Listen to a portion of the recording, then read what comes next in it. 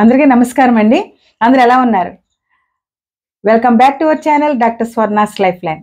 ఈరోజు very important topic చెప్పుకుందాం. హార చక్ర. ఇది తెలుసుకుంటే మనకు చాలా హ్యాపీగా ఉంటుంది. దీన్ని తెలుసుకొని దీన్ని మనం కానీ యూస్ చేస్తూ ఉన్నట్లయితే యాక్చువల్గా మన బాడీలో 7 చక్రాస్ ఉంటాయి అంటారు.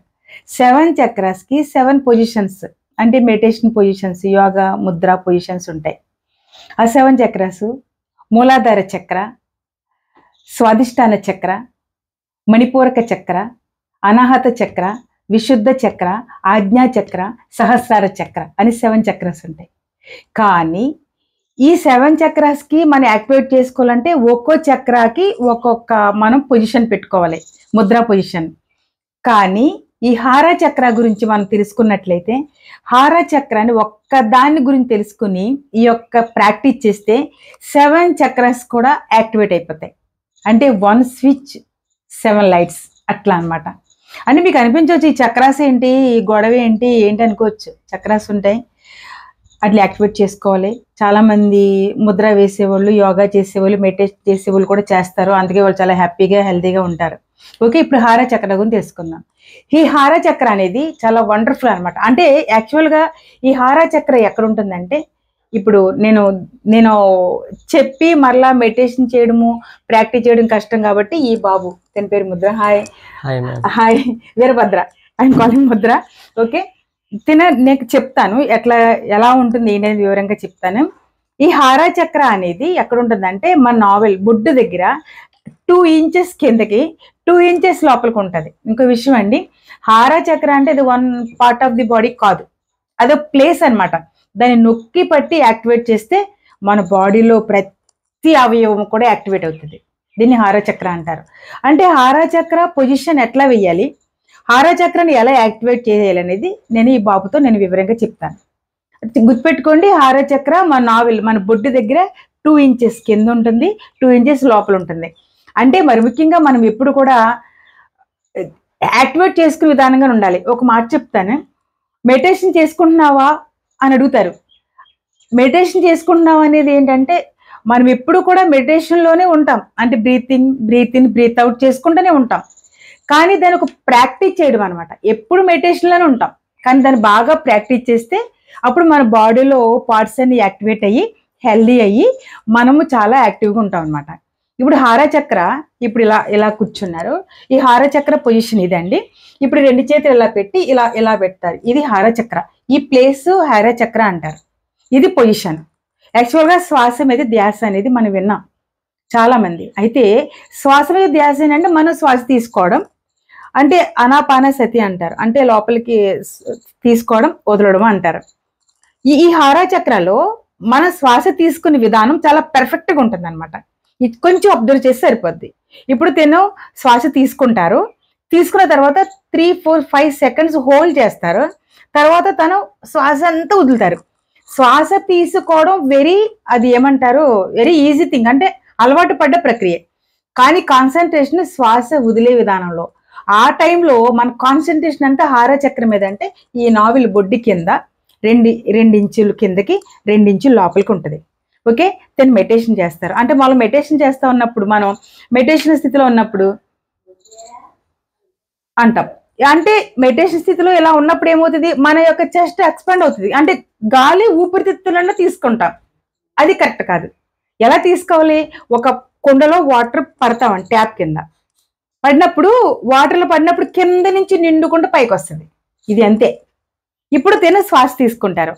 తీసుకున్న తర్వాత ఎలా తీసుకోవాలంటే ఇక్కడి నుంచి, అంటే నావెల్ కాడి నుంచి ఇలా తీసుకుని ఈ నెక్క దగ్గరకు వచ్చి నింపాలి గాలి. నింపిన తర్వాత తను ఏం చేస్తారు, ఒక 3, 4, 5 సెకండ్స్ తను హోల్డ్ చేస్తారు. అప్పుడు హోల్డ్ చేసి అప్పుడు వదులుతారు.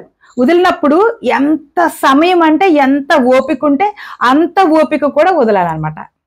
సో భద్ర, నేను చెప్తాను, మీరు శ్వాస తీసుకోండి స్లోగా. అంతసేపు శ్వాస తీసుకునేటప్పుడు ఎక్కడి నుండి ఇలా నింపుకుంటా, ఇలా అప్పుడు చెస్ట్ ఎక్స్పాండ్ అవుతా ఎంతవరకు వచ్చి ఎక్కడికి వచ్చి హోల్డ్ చేసుకుంటారు. అంటే పేకల దాకా, శ్వాసతోటి పేకల దాకా మునిగిపోవాలన్నమాట. హోల్డ్ చేయండి. ఇక్కడ తీసుకున్నారా? అయితే హోల్డ్ చేయండి. ఎంతసేపు అంటే ఎంతసేపు హోల్డ్ చేశారు, ఎన్ని సెకండ్లు హోల్డ్ చేశారు? 6 సెకండ్ హోల్డ్ చేశారంట. ఒక సేమ్ పొజిషన్కి వచ్చేయండి. 6 సెకండ్ అలా హోల్డ్ చేస్తే అప్పుడు బాడీలో మనం గాలి పీల్చుకున్నప్పుడు ఇలా అప్పుడు ఉష్ణోగ్రత అంటే ఉష్ణము క్రియేటెడ్ అవుతుంది. ఆ తర్వాత వదలండి. ఎంతసేపు వదిలితే అంతసేపు.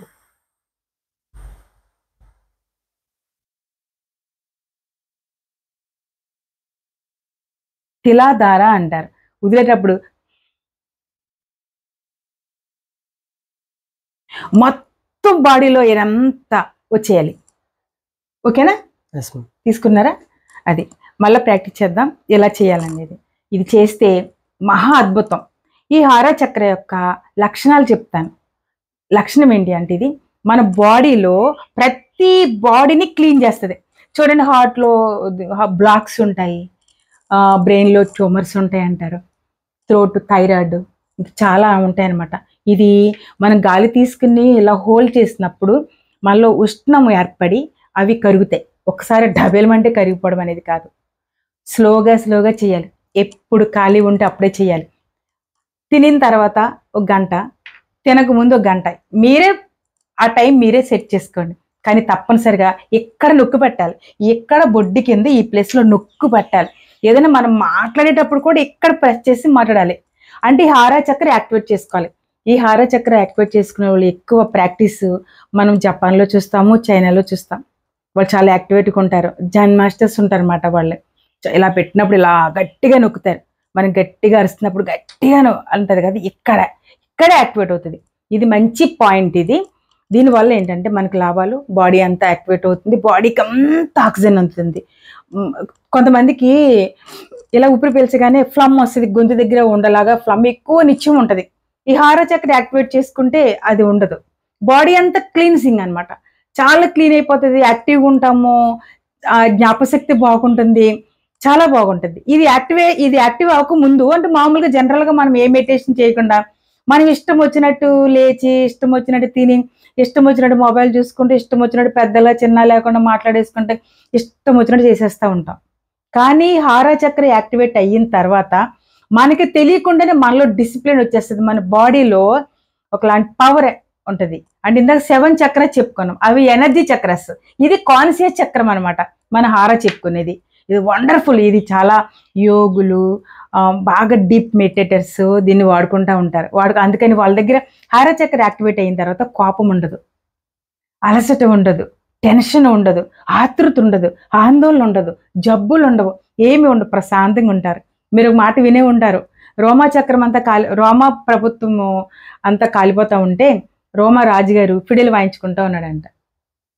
అందరూ వచ్చి, ఏంటి ఫిడెల్ వాయిస్తున్నావు, అక్కడ రాజ్యం అంతా తగులడిపోతుంది, అంటుకుపోతుంది అంటే, నేను ఆర్పుతున్నాను అన్నాడంట. ఎందుకు? ప్రశాంతంగా ఫిడెల్ వాయించుకుంటా దాన్ని ఆర్పుతున్నాడు. తన సెన్స్ని అక్కడ పంపిస్తే అందరూ కూడా ఆర్పుతున్నారు. అంటే అంత ప్రశాంతంగా ఉంటాం. పని జరుగుతుంది, కానీ మనం చేయిస్తాం, ప్రశాంతంగా ఉంటాం. సో ఫ్రెండ్స్, మీరందరూ హారా చక్ర యాక్టివేట్ చేసుకోండి. నేను మరలా చెప్తాను, మనము శ్వాస మీద ధ్యాస అనగానే మెడిటేషన్ చేయగానే అనుకుంటాము గుండె నిండా ఇలా తీసి వదిలేస్తామంటాం. అది కరెక్ట్ కాదు. అలా అయితేనే కొంచెం పర్వాలేదు. ఈ హారా చక్ర యాక్టివేట్ చేసుకుంటే సూపర్గా ఉంటుంది. మనం మాట్లాడేటప్పుడు కూడా ఈ హారా చక్ర అంటే మనము ఇక్కడ అబ్డామ్ దగ్గర అంటే బొడ్డు దగ్గర 2 ఇంచుల కిందకి 2 ఇంచుల లోపలి గర్భసంచి ఉండే ప్లేస్ అది అవుతుంది.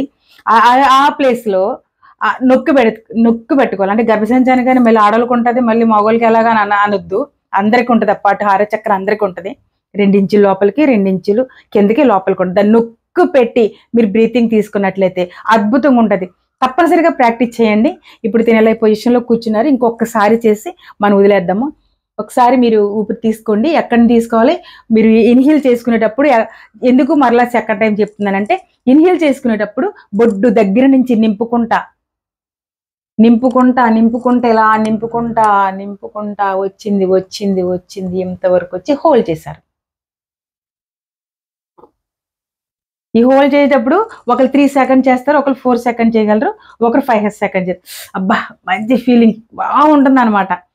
ఆ తర్వాత ఎక్సీల్ వదిలేస్తున్నారు. మొత్తం వదలాలి, మొత్తం బాడీలో మొత్తం లాస్ట్కి వదలడం మాత్రం చాలా ఇంపార్టెంట్. తీసుకోవడం కంటే, హోల్డ్ చేయడం కంటే వదలడం. అలా వదిలి మొత్తం రిలాక్స్ అయిపోయిన తర్వాత మళ్ళీ సేమ్ అలాగే చేయాలి. Continuous process.